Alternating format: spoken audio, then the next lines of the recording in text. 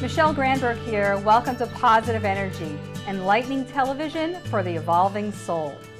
Animal lovers agree that pets are wonderful companions and they truly become members of the family. So wouldn't you love to know what they're thinking? My guest, Angelo, is an intuitive animal communicator and small animal massage therapist. Her life work is communicating with animals telepathically and helping humans develop rewarding bonds with their furry friends. Stay with us. Positive Energy starts right now. So, hey, Angelo, welcome to Positive Energy. Thank you. I'm excited for you to be here, talk about animal communication. So start by telling us how you got started in this, what led you to do what you're doing with animal communication, and anything about your background that you'd like to share. Well, I've been communicating with animals ever since I was a little kid. Didn't know I was doing it until I was invited to go to a class in animal communication. Mm-hmm. When I went to the class, it all just kind of flowed. I was just doing it, and it was sort of like a light bulb went off, and I was able to put a name to what I was doing. So I decided to hone that skill. So I continued to take courses and develop it into what I do today to help others with their animals. Yeah, so it's not your primary work, but it is certainly a significant part of what your life work, you might call it. Yes, absolutely. I do animal massage, I do energy work, so it's sort of a bundle. I am a licensed clinical social worker too, so that's a part of what I do. Yeah. I was going to say full service for animals. Maybe animals need a little psychotherapy sometimes as well. So talk a little bit about the nature of animal communication. Sometimes people don't always know exactly what that means. Do you call it telepathy, or do you just call it nonverbal communication? Do you call it intuitive communication? So how do you sort of explain it to people? Yeah, I mean, it is all of those things. Basically what it is you're tuning into the energy of the animal to understand what they're thinking and what they're feeling. So it is not observing what they're doing and reading their body language. It's not that at all. It is understanding literally what they feel and what they think. And when I tell people the best way they can relate to what this is that a lot of people can relate to having a phone call come and they know who's on the other line before they pick up the phone. So we all have that ability. It's just that I've worked to develop it a bit more, and I do think everybody can do it. That's why I teach classes in it, because I love to see people bring that out, and it's so good for the animals because they just are waiting for us to respond to what they're trying to tell us.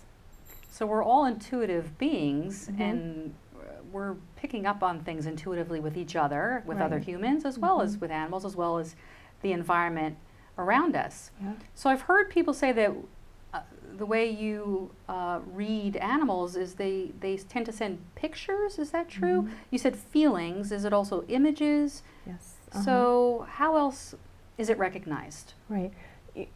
People receive the information in different ways. You can receive the information, we say audio, but it's sort of like you're hearing a sentence in your mind, but it's more natural sounding than that. I mean, that sounds a little strange, but it's that you're seeing things, images that they're sending you, that you're having a feeling that is not coming from you, it's coming from them.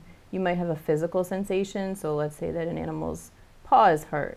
If I tune into an animal and my left hand is hurting, then that indicates to me that their left front paw is hurting. And yes, a lot of the information I get is pictures. It's how I send information to an animal is with images and with a feeling attached to it. And it's also just what I say is like a knowing. You just know that you know that you know. And we all do that in life. We have that gut or intuition feeling that this is what it is. And you can work to hone that skill.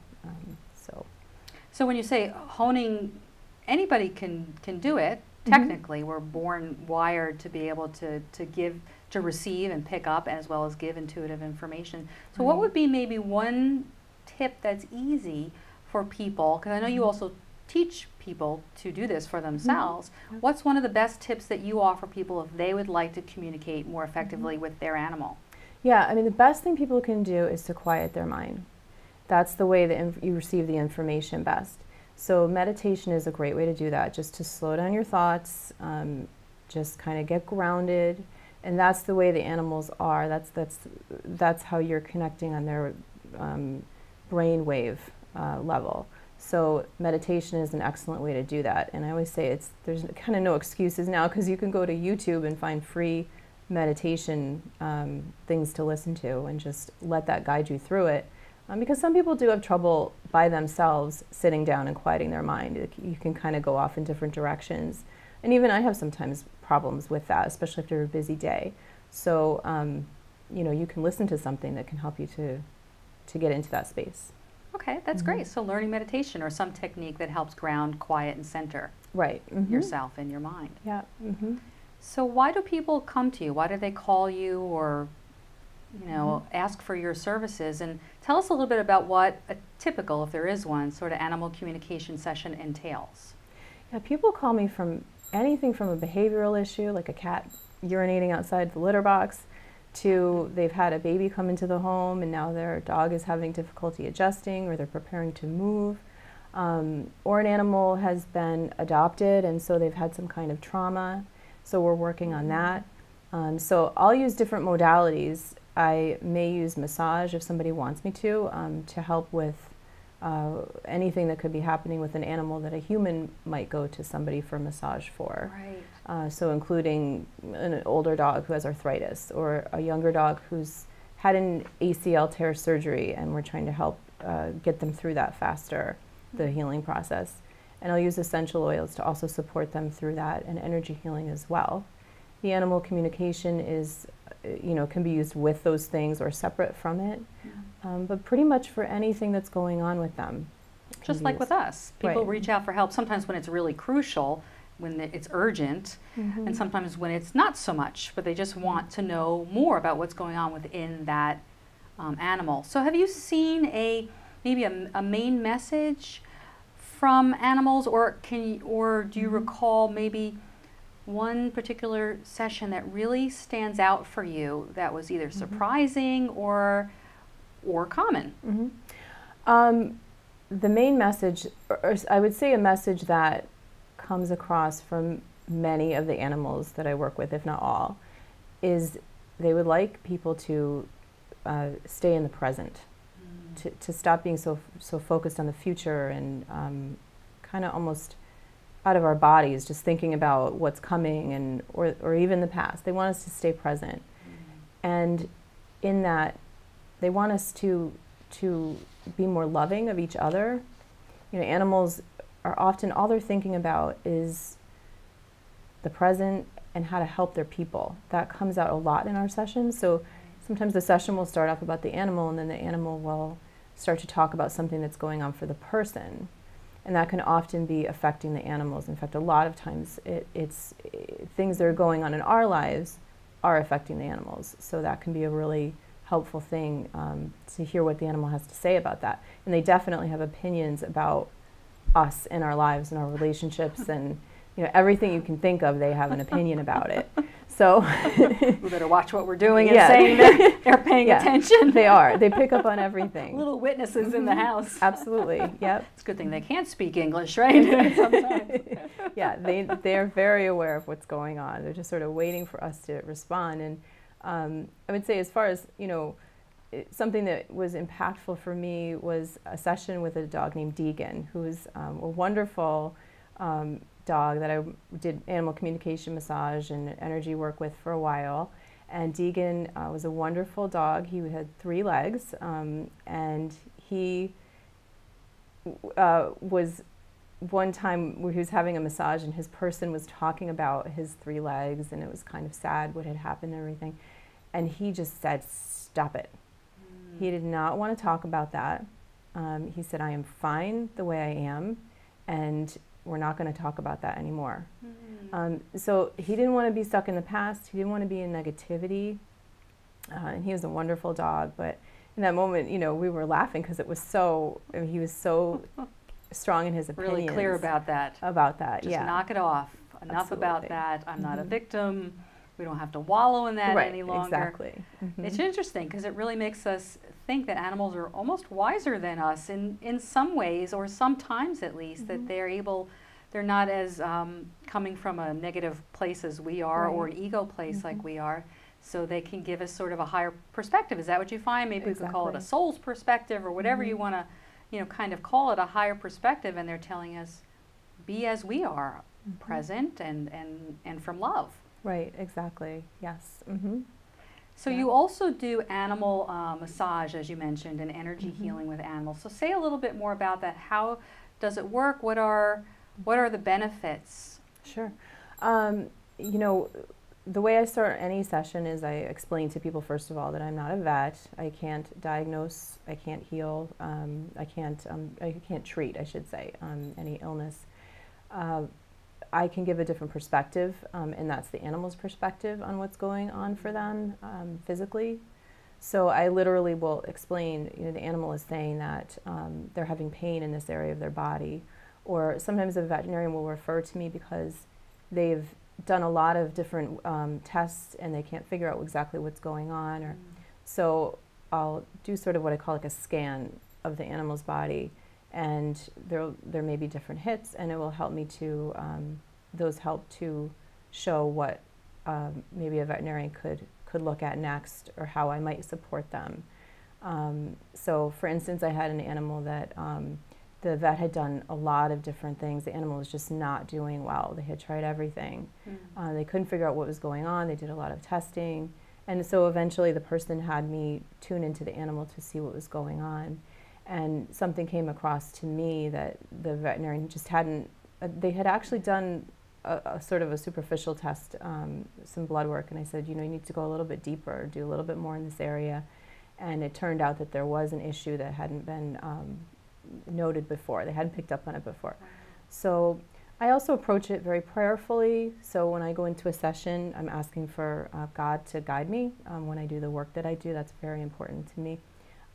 So, you know, the information that I find out from an animal is what's going to be in their highest good. In their best interest. Yeah, and exactly. the best interest of all. Right. Well, that's what makes it really rewarding, even beyond what we might imagine in terms of it being, you know, really helpful. You might bring in a missing piece and be able to really work in tandem with, you know, traditional veterinary medicine. And so wouldn't that be wonderful in the future if that happened much more often, and we could really see that? Exactly. Yeah. Integrative, it's a team, holistic medicine for animals. Right. It's a team approach to me. You know, it's not one person working alone.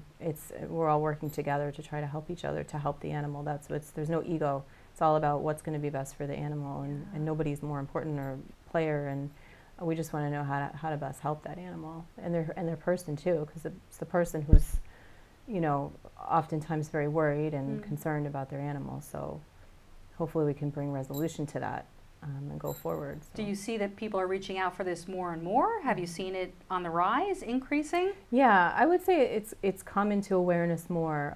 I've been doing this professionally for about 10 years, maybe a little over 10 years professionally.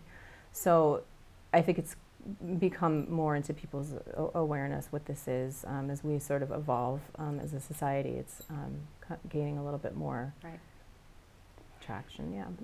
So that's wonderful to hear. So just for people who are watching, give us your website so that people have a way to reach out to you if they would like to do that. Sure.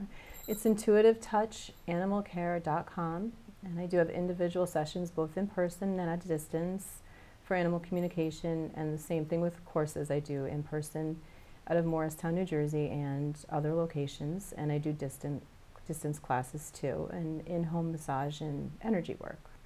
Great. So I hope people will reach out to you. And now, up next, we're going to actually be bringing in a dog, and you're going to do a demonstration of what you do with animal communication. So we're going to really get to see you in action. Great. So very exciting. Yep. So that's what is up next. So Great. Thank you very much, Angelo. Thank you. So now we're joined on Positive Energy by Franne Demetrician, my friend. Hi, Franne. Michele. Thank you for bringing this sweet little girl today. This is Sophie. So Anne is going to connect with Sophie and see what she has to say. So how old is Sophie? 4. Okay. So what were the questions that you had for Sophie? Let's just start with your first question. Well, my first question is kind of just something to tell you that I tell her I love her a lot. I look really deep into her eyes and tell her I love her. And I'm wondering if she understands that, or if you have a sense of whether she understands what I'm saying to her. Sure. Okay.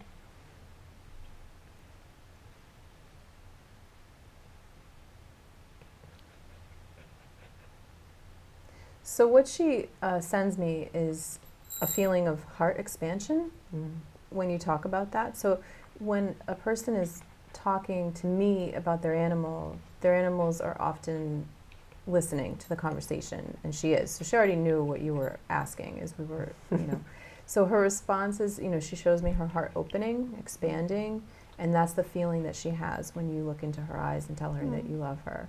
So she absolutely is feeling that when you do that. That's great news. Yeah. That's great. Yeah, you're doing a good job of communicating with her. Good, because she gets it a lot. Heart to Gets heart. a lot of love. No surprise there. And the animals come from the heart. That's when I communicate with them, I open my heart to them, and that's how it's almost like a light that goes between us, but it's a heart-centered light. It's not all in the head, That's something important for everybody to remember with their pets. That's the way to communicate. Go into your heart. Yeah, and each other, right? Right. Yes. Yeah. Very important. And what's your next question? So the other question I'm curious about is whether Jake, our dog that passed away, whether Jake sent her to us, because we've always had the sense that he was involved in us finding each other. Okay, so let me see what she has to say about this. So she says, I'm aware that there was a Jake. She mentions pictures in your home of Jake. Wow. She says, what she says about why she's here, she says, I was just meant to be here. She says, I filled a void. Yeah, she says this, she calls it a space in your heart that she's filled. And she says she's helped to heal that space. Yeah. She was God sent, is how she puts it. Oh. Yeah. And she says, God heaven sent.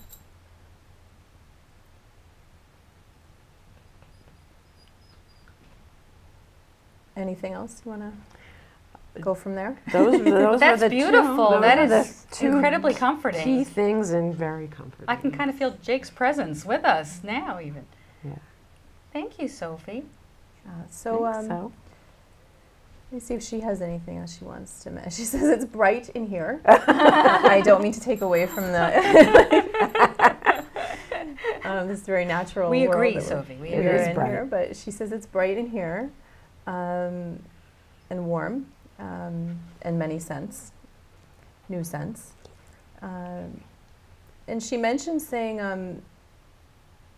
and so animals, when I speak with them, I'll give you a literal description of what they're showing me, and sometimes I do need to translate sort of into human English, but she's showing me grass outside, and saying it's strange to come into this place because she's not as familiar with it, and There's no grass. it's different than outside. I don't know if that's I don't think that's real grass. I don't know, but she's saying that coming from the outside and paws on grass, that this is different. So she's just kind of just letting us know that this is what it's like to be a dog coming from one setting that I'm more familiar with things, I'm more familiar with the smells, into a new place. So this helps us to understand what it's like for a dog or any animal to go from an environment that they're used to another environment. They're very aware of these things, and we're not even necessarily thinking about it, like how all that's impacting them.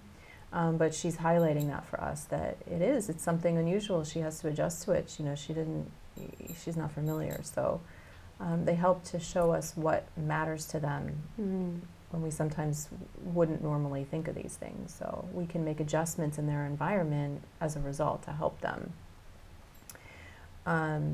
See what else she wants to talk about. she's very aware that her father is outside and not understanding why he's not inside in this session here. And I'm just letting her know that she'll see him in a minute, and that there's snacks waiting for her. Just asking her if she has any messages for anybody who might be watching. Yeah, that's what I was going to ask, because I know we were just talking in our interview about how animals pick up on what their purpose is and some of that higher information. Does she have any for Fran and Bob, or does she have any maybe for everybody who's watching? It's a lot on your shoulders, Sophie, right now. Be the little Buddha dog that you are, Bodhisattva animal.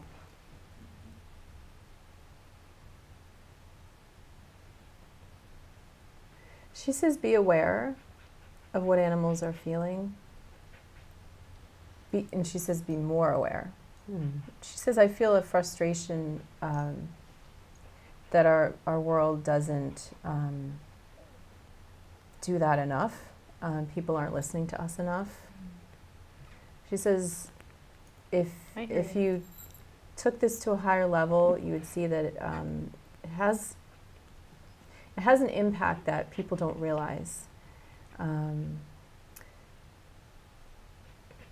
know, on a bigger level, like on a worldwide level, on many levels.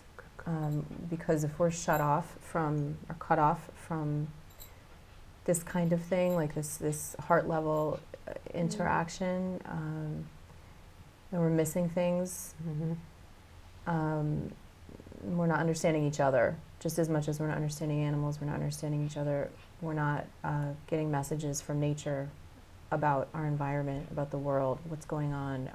We're not connecting with nature and each other.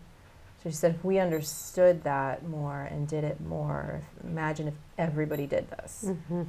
What kind of world would it be if that happened?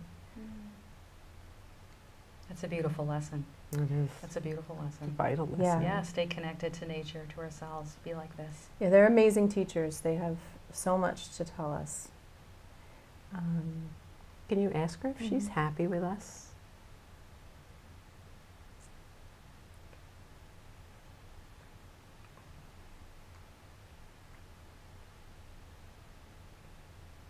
She goes back, she says, of course, I said that.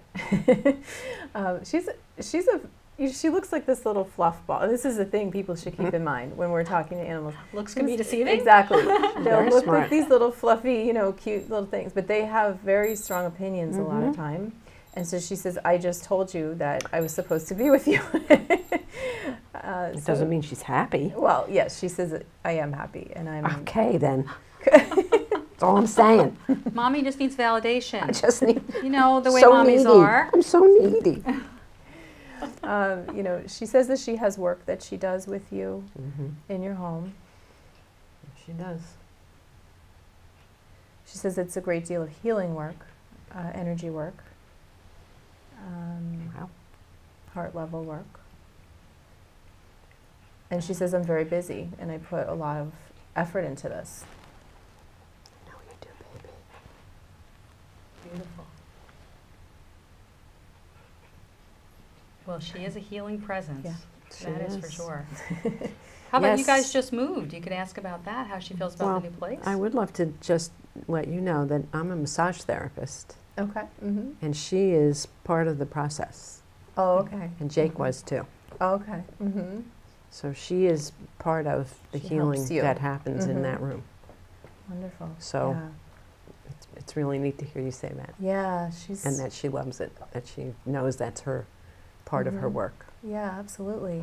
She and I are a team in that She's regard. helping you. Yeah. She's a little healer in her own right. She Yeah. is. Yeah, and often when people do healing work, animals help with that work. And even if they're not doing traditional healing work, even if they're, I don't know, they fix computers and people come into their office and they talk to those people, animals, this is just an example, but could be sitting there and helping that person that comes in on some level. So there's so many ways that they do their own work that we just don't even, you know, oftentimes we don't realize that they're doing doing these things. It's part of the purpose, part of their role. Right. I have heard that we choose each other, our pets and us choose each other almost before we're born. Is that something that you've experienced? What do you think? You know, I feel like there is like this soul thing that goes on, similar to people, that there's, if people are going to be together for whatever reason, whether it's friendship or marriage or whatever, that there's some kind of connection there that was in some way established before getting here. That's just what I have felt and received as a message from the animals, yes. Another thing I'd love to ask is, are animals, species to species, how do they communicate with one another? Like, how does Sophie communicate with the squirrels and the birds? How does she receive that? How does she give that? She certainly does. I'd love to. They do, absolutely. In a loud way sometimes. Yeah. Yes. Yeah, they're all connected. They're all feeling each other and sensing each other. So the animals within our home will communicate similar to how I'm communicating with them now. They're just doing it as animals. And they do this in nature. Animals in nature are communicating. We can communicate with animals in nature. There's wonderful messages to be received from animals in nature. Sometimes that is on an individual level. You know, I could see a deer and speak with that deer. You can also tune into deer, what a lot of us call collective. So it's sort of like the energy of all deer, and find out information just about that things that all deer sort of share in common. So it's really exciting and interesting. You can go so deep and on so many levels with the animals, and it just is a world that's amazing and so fulfilling to talk to them and learn from them. Sophie, you're amazing. You Got a are lot, wise. She's and got a lot to amazing. tell us. So does she have any final message? We're almost out of time. Any final message from Sophie, or any final message from Franne and Anne? Let's see.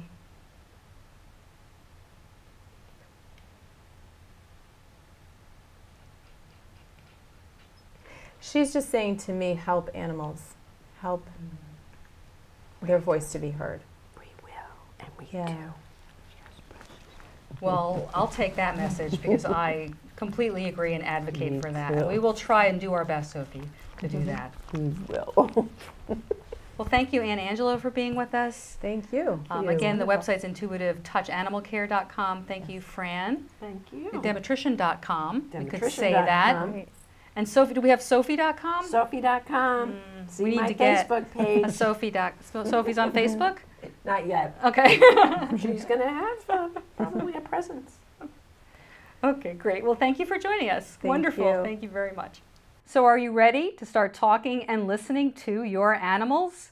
Well, we're wrapping up another enlightening show. Reach out to me, drop me an email, connect with me on social media. I'd love to know what you thought about this show. As always, thank you for watching. Remember to nurture your soul and join me right here next time on Positive Energy.